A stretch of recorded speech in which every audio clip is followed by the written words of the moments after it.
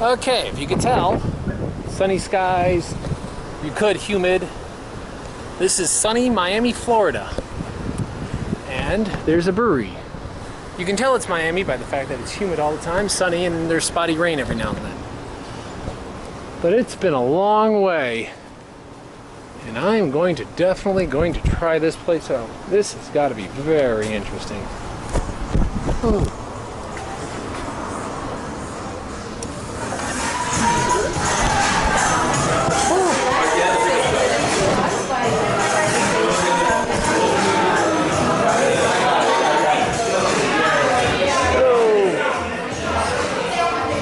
Look at this place. Look at this place.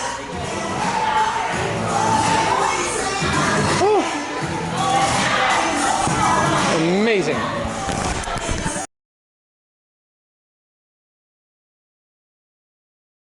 American wheat in Florida. It's got orange feel to it, so. Oh, it's delicious. And I'm not just saying that because I spend most of the day in the Everglades. In fact, that's exactly why I'm saying. Oh, God. It works so well. You gotta love it.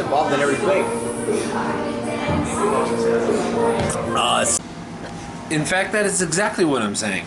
The fact that your circumstances and surroundings and just your general mood will affect your taste buds more than you think. If you're in a great mood, beer is going to taste fantastic. If you're thirsty and freaking like starving, a starving man had no bad meal.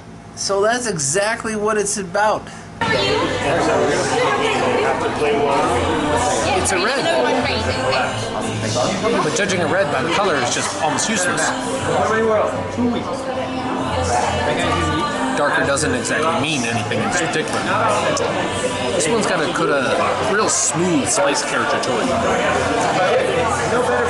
A lot of people would like this. It's good. It's got kind of a subtle malt to it, but a real spice. Makes it good. Plus it's getting agave. Almost get a wood aroma to it. But that's the point. Anything, any day, anywhere. Gotta love it.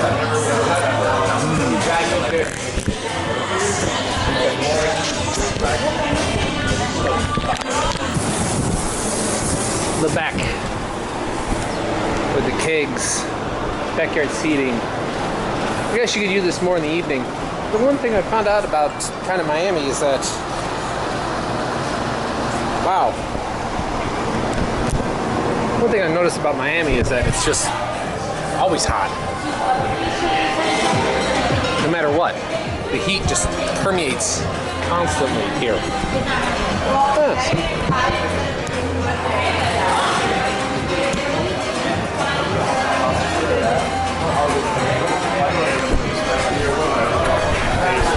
It's shaking.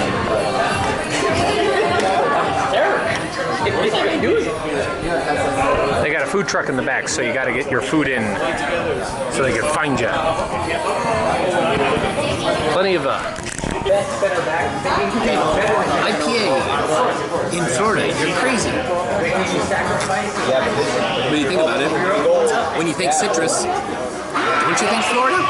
So citrus, this is very citrusy for an IPA. More citrusy than most IPAs. And you can kind of understand it being in Florida, Sunshine State.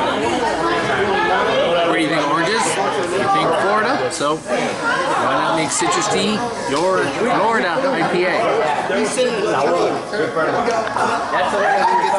As for the hop and bitterness, I guess they're kind of medium road for the IPAs, but the citrus really stands out. I don't know. Is it because I'm in the Florida sun? Is it because I'm in the Florida heat? Hard to tell. It's impossible to tell what you're being influenced on while you're being influenced by it. So I'm enjoying this beer.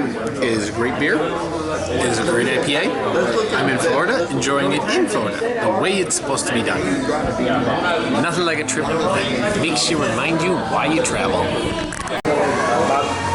Imperial Stout. I think a lot of people don't think about Imperial Stouts as being in Florida.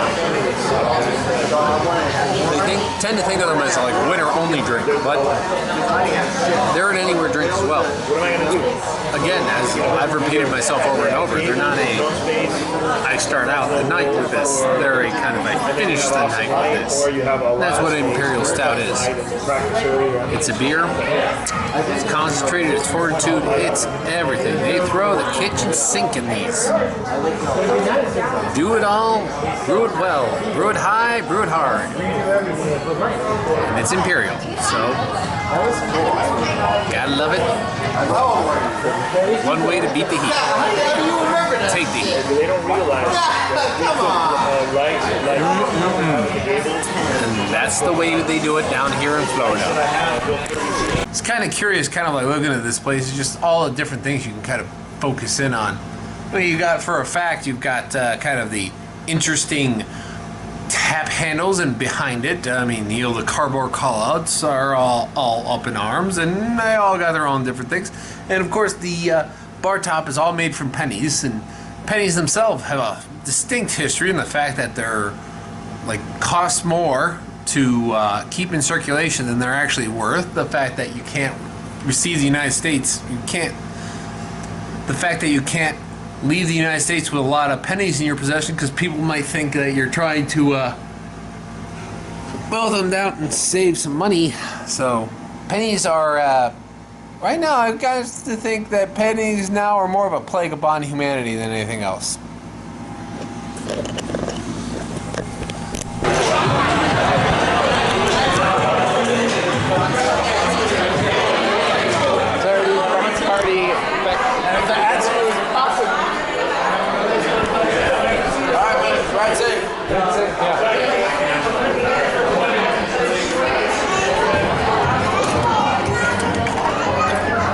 And we are out.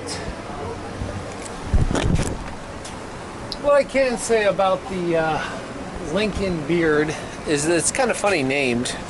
It seems to be just named around Lincoln. I mean, the Civil War. I mean, technically Florida was a state, but nobody really considered it much of a state.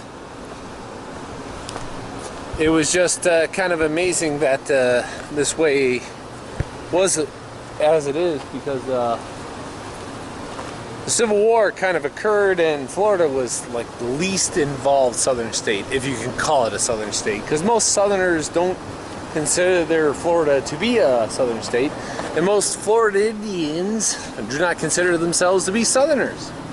So it's kind of funny, but all things aside, it's a good place. It's a great place. I mean, you got good beers. You got a great food truck that has that cross between Latino and Mexican. I am not going to draw the difference there. But it can be a great fun, challenging parking, to say the least. It's a great place. Kind of that diamond in the rough in the middle of Miami, Florida to find. God, I love these kind of trips. It's hard not to like it. And even if you hate it, even if you hate these things, what's this smile? Ear to ear. See where I am tomorrow.